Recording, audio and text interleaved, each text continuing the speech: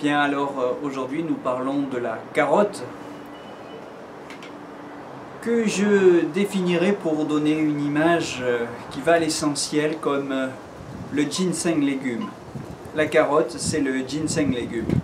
Entendez par là que c'est un grand tonique du chi, de l'énergie, du sang et des liquides organiques. Voilà. Ça, c'est vraiment l'essentiel de ce qu'il faut retenir de la carotte. Un grand légume de la diététothérapie chinoise. La comparer au ginseng, c'est vraiment caractéristique et significatif. Alors, c'est un légume racine, hein. Donc il y a tous les avantages et les inconvénients d'un légume racine. On va en parler tout de suite. C'est une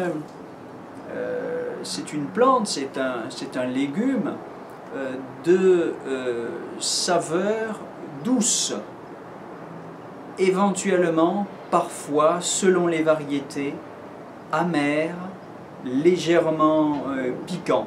Oh, moins que le navet et beaucoup moins que le radis, bien évidemment, mais on peut le trouver décrit avec ces saveurs-là et les effets qui correspondent évidemment à ces saveurs. Évidemment, son côté doux va être renforcé par la cuisson. Une carotte cuite ou crue n'est pas décrite dans les manuels de la même manière. Cuite, elle est évidemment plus douce. Sur le plan de sa nature, elle est neutre à fraîche. Et ses tropismes sont variés. Foie, poumon, rate et même rein. C'est principalement, pour aller à l'essentiel, un grand tonique digestif. Un grand aliment contre la stagnation. De la même manière, je dirais d'une manière générale, de la même manière que les racines, hein, que le radis par exemple, hein, ou le navet. Elle élargit le centre et elle lubrifie les intestins, donc c'est un laxatif doux. Elle éclaircit les yeux. Alors ça, c'est dû à son tropisme foie. Vous savez que le méridien interne du foie sort par les yeux, et donc les produits qui vont nourrir le son du foie auront une action positive sur la vision. Elle améliorera la vision et elle humidifiera les yeux, hein, pour les personnes qui ont les yeux secs. Alors ça, c'est probablement dû à la carotène selon les études, des études faites en médecine conventionnelle.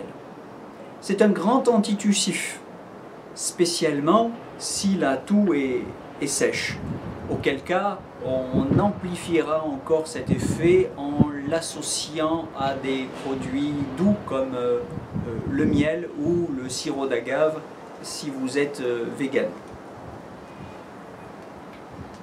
C'est donc un produit qui a un tropisme poumon, puisqu'elle est antitussive.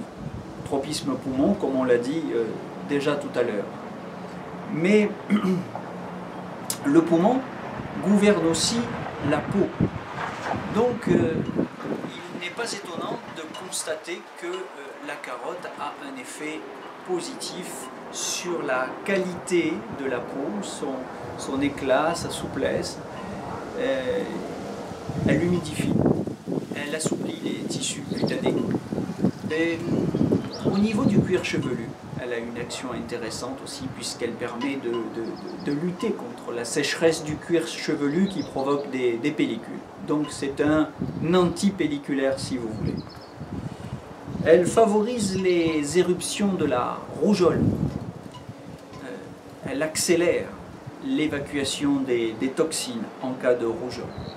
Ça, c'est une action très particulière, bon, pour des circonstances de la vie assez particulières, mais ce qui va nous intéresser par contre, que nous ayons ou pas la rougeole, c'est son action contre le vieillissement. Elle contient beaucoup d'antioxydants très efficaces pour lutter contre le vieillissement, pour lutter contre les radicaux libres et du coup aussi contre les cancers. Donc c'est la raison pour laquelle vous entendrez ou lirez souvent que c'est un légume anticancéreux. Voilà. Alors sur le plan de son utilisation, maintenant, pour être très concret, évidemment, les carottes se consomment de préférence entières, avec la peau. Mais cela implique d'avoir des carottes d'une bonne qualité et cultivées en bio, parce que la peau des légumes, évidemment, est particulièrement chargée de pesticides dans l'alimentation conventionnelle. Donc approvisionnez-vous en bio pour avoir le privilège de consommer les carottes avec leur peau sans vous empoisonner. Ces carottes doivent être fraîches. Il faut éviter de les consommer quand elles commencent à devenir molles comme des élastiques.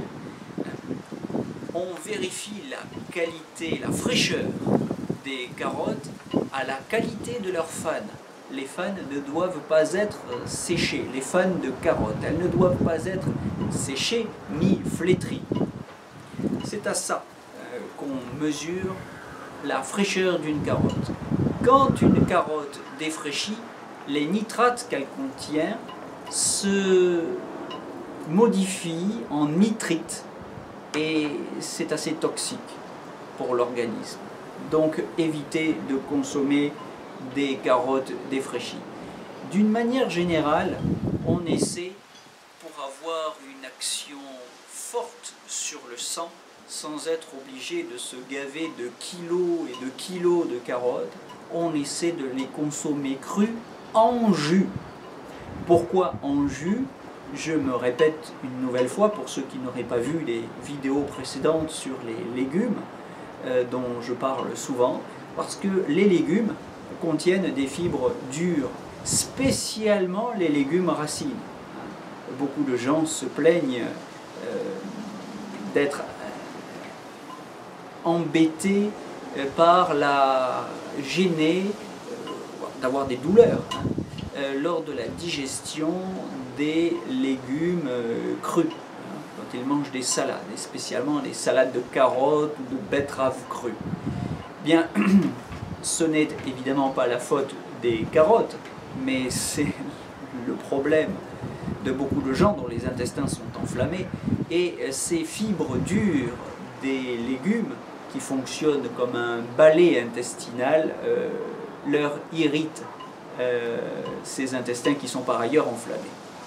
Alors, quelqu'un qui n'a pas d'intestin enflammé n'aura pas ces inconvénients. Mais comme beaucoup de gens ont les intestins enflammés, eh bien, il y a une manière de bénéficier de tous les micronutriments, de tout le jing, diraient les Chinois, de tout le jing des carottes, sans avoir à supporter l'inconvénient de ces fibres dures. Eh bien, la solution, c'est d'extraire ces fibres dures.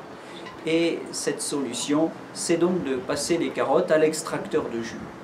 Donc on peut faire de très bons jus crus.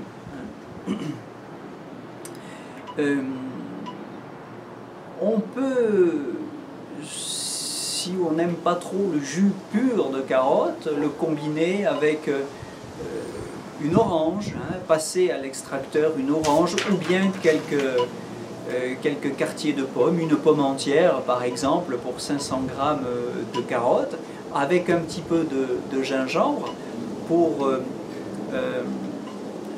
relever la nature de la boisson, c'est-à-dire augmenter son effet réchauffant, puisque le gingembre a une action échauffante après digestion.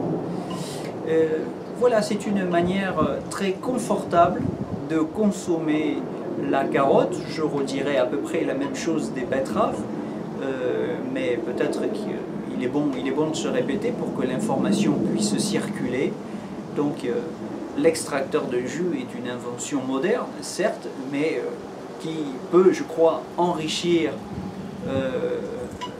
favorablement l'arsenal thérapeutique de la médecine chinoise, dans la mesure où il permet d'éliminer les fibres auxquelles tant de gens sont intolérants.